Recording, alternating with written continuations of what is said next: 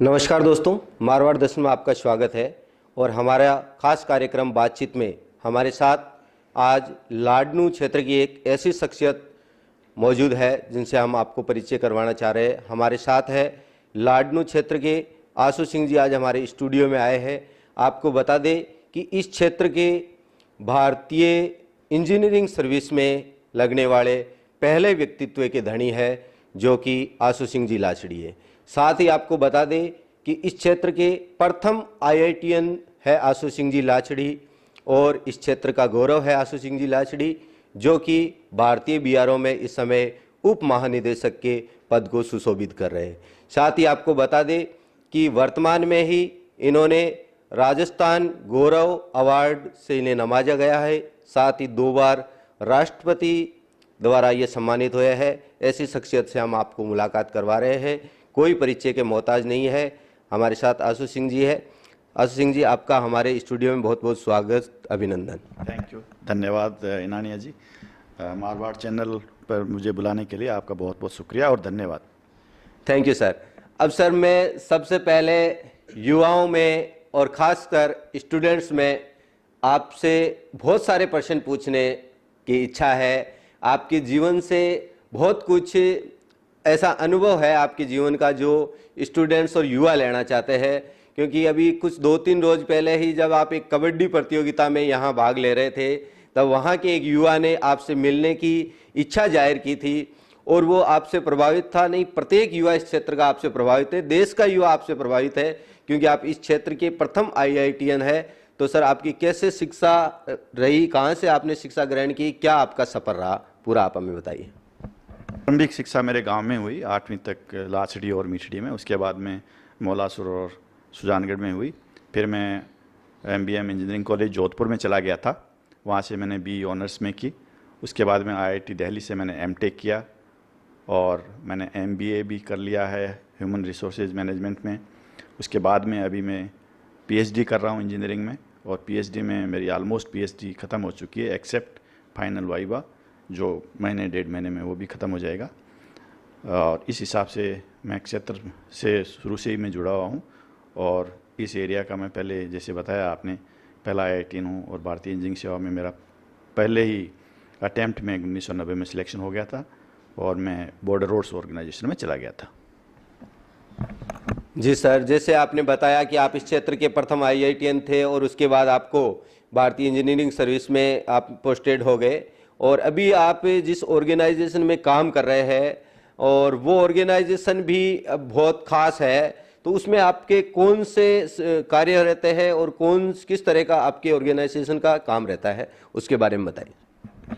BRO border roads organisation जो देश की समस्त लैंडलाइन बॉर्डर्स जो 3,500 किलोमीटर लंबी है, समस्त Pakistan border, China border, Taiwan border, Myanmar, Bangladesh, Nepal, Bhutan, और इन बॉर्डर्स के ऊपर हम border roads organisation infrastructure development का काम कर रही है। BRO एक ऐसा ऑर्गेनाइजेशन है जो 19,024 फीट जो सियाचिन ग्लेशियर और माउंट एवरेस्ट के बेस की हाइट है, उससे भी ज़्यादा ऊंचाई पर सड़क बना चुका है। अभी हम 19,400 फीट की ऊंचाई पर हम सड़क बना रहे हैं। इसके अलावा हमने 8,000 से भी ज़्यादा ऊंचाई पर मनाली टनल, अटल टनल जो मनाली में है, वो हमने निर्माण किया है। देश का कीर्तिमान है और विश्व की सबसे लंबी 9 किलोमीटर टनल है। इसके अलावा हमने पिछले 60 सालों में बहुत सारे नए नए कीर्तिमान स्थापित किए हैं। जो BRO है उसका वाक्यांश है श्रमेण सर्वम साध्यम, हमने श्रम से साध्य की प्राप्ति की है। और जो हमारा वाक्यांश है, आइदर वी विल फाइंड ए वे और मेक वन, या तो हम रास्ते को खोज निकालेंगे, नहीं तो नया रास्ता बना लेंगे। ये हमारा मेन वाक्यांश है और उसी सिद्धांत पे BRO प्रगति के पथ पर प्रतिदिन अग्रसर होता जा रहा है। निश्चित ही सर, आपने जो बताया कि BRO का जो वाक्यांश है, और वैसा ही 19,000 फीट की ऊंचाई, मेरे ख्याल से वो ऊंचाई होती है जहां ऑक्सीजन की मात्रा भी, मैं भी साइंस का स्टूडेंट रहा हूँ, जैसे जैसे हाइट बढ़ती जाती है ऑक्सीजन की मात्रा भी कम होती है, तो श्वास ले पाना भी मुश्किल होता है, वहाँ आदमी को जीवन जी पाना भी मुश्किल होता है। लेकिन आपकी ऑर्गेनाइजेशन वहाँ जाके यदि किसी निर्माण का कार्य करती है तो निश्चित ही बहुत ही वो मतलब दुर्गम काम होता होगा। और इसके अलावा भी सर आपने देश के और भी अन्य क्षेत्रों में भी आपके जो यूनिट है वो क्या और क्षेत्रों में भी इस तरह का काम करता है?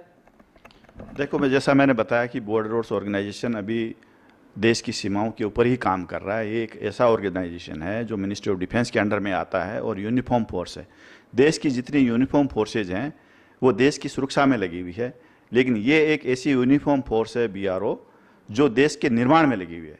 आज अगर चाइना को डर है तो सीमा सड़क संगठन से BRO से डर है, क्योंकि BRO ने इतने ऊंचाई वाले क्षेत्रों में एकदम बॉर्डर तक सड़कें बना चुका है या बना रहा है, इसलिए इससे BRO से चीन डरा हुआ है।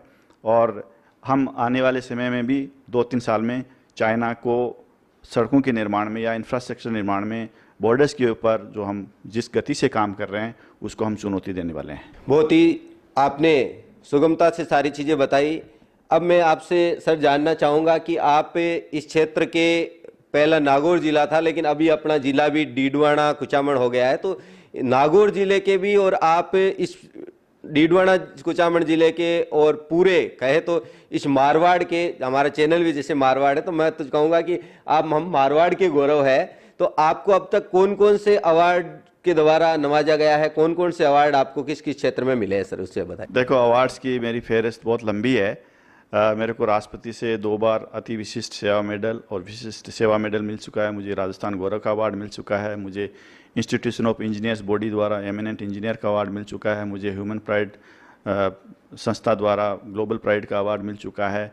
सेना अध्यक्ष द्वारा प्रशंसा पत्र मिल चुका है। भारत सरकार द्वारा 2 बार प्रशंसा पत्र मिल चुके हैं। इस प्रकार कुल मिला के 15 से ज़्यादा अब तक मेरे को अवार्ड मिल चुके हैं, जो मेरे लिए और क्षेत्र के लिए गौरव की बात है। बिल्कुल सर, ये गौरव की बात है। और अब मैं आपको एक ऐसे पर्सन की तरफ भी ले चलूँगा जिसका उत्तर देना शायद थोड़ा सा आपके लिए मुश्किल होगा, लेकिन मुझे पता है कि वो पर्सन भी इस समय आपसे करना ज़रूरी है, क्योंकि अभी आपका जो सेवानिवृत्ति का समय है वो महज करीब है। जैसे आपने बातचीत की तो आपका सेवानिवृत्ति का समय है वो जनवरी 2024 है। तो इस सेवानिवृत्ति के बाद में आप किस क्षेत्र में अपने अनुभवों को साझा करोगे और किस तरह से, कौन सी सेवाओं में आप अपना आगे का जीवन काल का समय और ये अनुभव देना चाहोगे?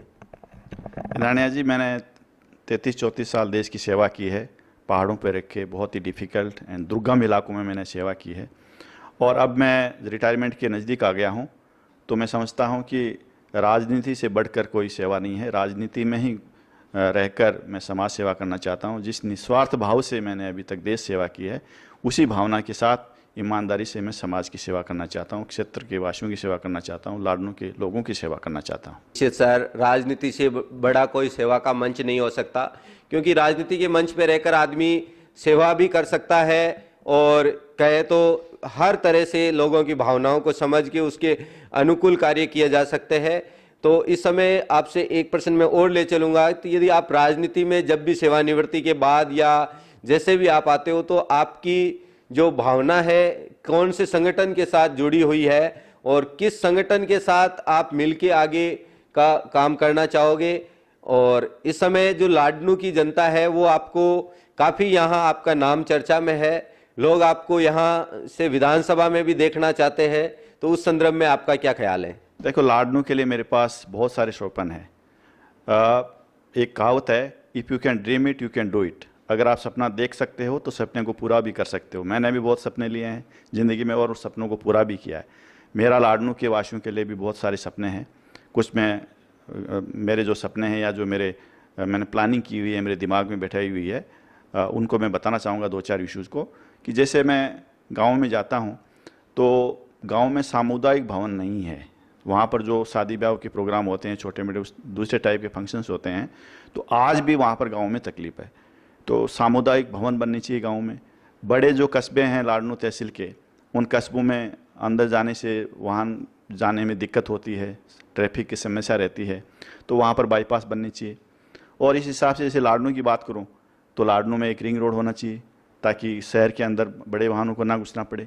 इसके अलावा जो सबसे बड़ी बात यह है कि मेरे दिमाग में पिछले 15-20 सालों से 30 सालों से जब भी कोई नए ज़िले बनने की कोई बात आती थी तो सुजला का नाम हमेशा ऊपर रहता था। सुजानगढ़, जसवंतगढ़, लाडनू को मिला के एक ज़िला बनाया जाए, लेकिन अभी इस क्षेत्र का नंबर नहीं आया है। मैं चाहूँगा मेरी हार्दिक इच्छा है कि सुजला भी एक ज़िला बने, जो मैंने प्रायोरिटी किए हैं। इसके अलावा जैसे मेडिकल फैसिलिटीज़ है, वर्ल्ड क्लास मेडिकल फैसिलिटीज़ होनी चाहिए, वर्ल्ड क्लास स्कूल कॉलेज और एजुकेशन फैसिलिटी होनी चाहिए, जैसे सुपर 30 जैसे संस्थान बननी चाहिए।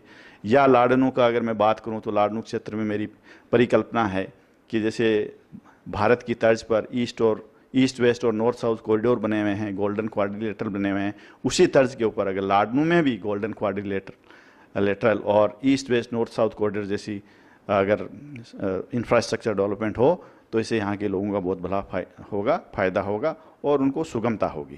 थी आपने वो अहम मुद्दे जो है, आप यदि आगे सेवा में रहते हो तो अहम मुद्दों पे आपका काम करने की इच्छा है, और जो आपने खास तौर से सुजला जिले का आपके मन में जो है, तो ये इस क्षेत्र का प्रत्येक वासी ये चाहता है। इस समय गवर्नमेंट ने कुछ जिले नवगठित किए थे और ये बड़ी लोगों की आशा थी कि सुजला को जिला बनाया जाए, लेकिन ये मांग पूरी नहीं हुई। लेकिन अब भी लोगों का संघर्ष जारी है। आप जैसे समाज सेवी इसमें संघर्ष करेंगे तो आने वाले समय में जरूर फायदा मिलेगा। और सर, अब मैं आपसे एक प्रश्न राजनीति की तरफ ले चलता हूं। इस समय देश में अभी सत्र भी बुलाया जा रहा है संसद का, वन नेशन वन इलेक्शन के बारे में बात की जा रही है। एक देश एक चुनाव, जिसमें विधानसभा, लोकसभा, तमाम तरह के चुनाव एक साथ हो, उसके बारे में आपके क्या ख्यालात है? आप क्या इस तरह से सोचते हो? वन नेशन वन इलेक्शन ये बहुत ही अच्छा कॉन्सेप्ट है और ये बहुत सालों से चला आ रहा है, लेकिन अभी तक इम्प्लीमेंट नहीं हो पाया। अगर ये इम्प्लीमेंट होता है तो देश के लिए बहुत ही ये भलाई का विषय है, इससे काफ़ी खर्चे हमारे बच सकते हैं।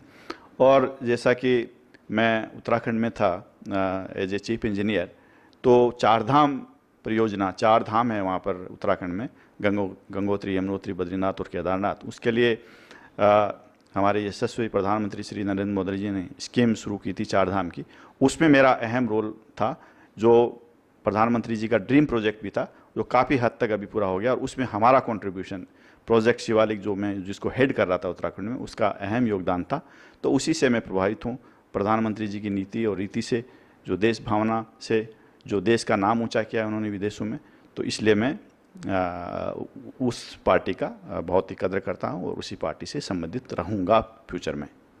सीधे आपने कहा कि राजनीतिक आइडल आपके जो है वो देश के यशस्वी प्रधानमंत्री नरेंद्र मोदी जी है, और उसी पार्टी से आप आगे जुड़ना चाहोगे और उसी पार्टी से आप सेवा का आपको मौका मिलेगा तो आप सेवा करोगे।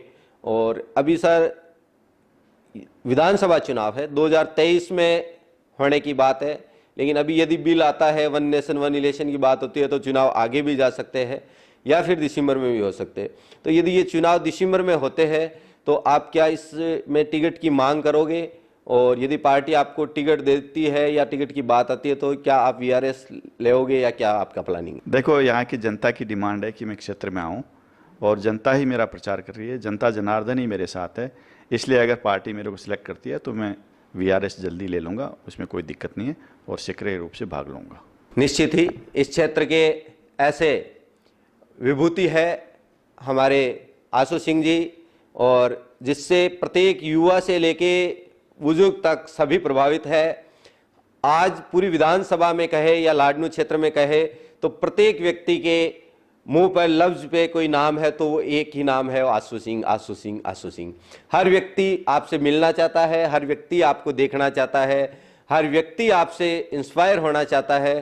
तो आप क्या संदेश देना चाहोगे इस क्षेत्रवासियों को? क्षेत्रवासियों का बहुत बहुत शुक्रगुजार हूँ, धन्यवाद देता हूँ कि वो मेरे को इस टाइप के जितने धार्मिक आयोजन होते हैं, कबड्डी की या कुश्ती की या स्पोर्ट्स प्रतियोगिता होती है और इस प्रकार के सामाजिक आयोजन होते हैं, उसमें मेरे को इनवाइट करते हैं, स्कूलों में इनवाइट करते हैं।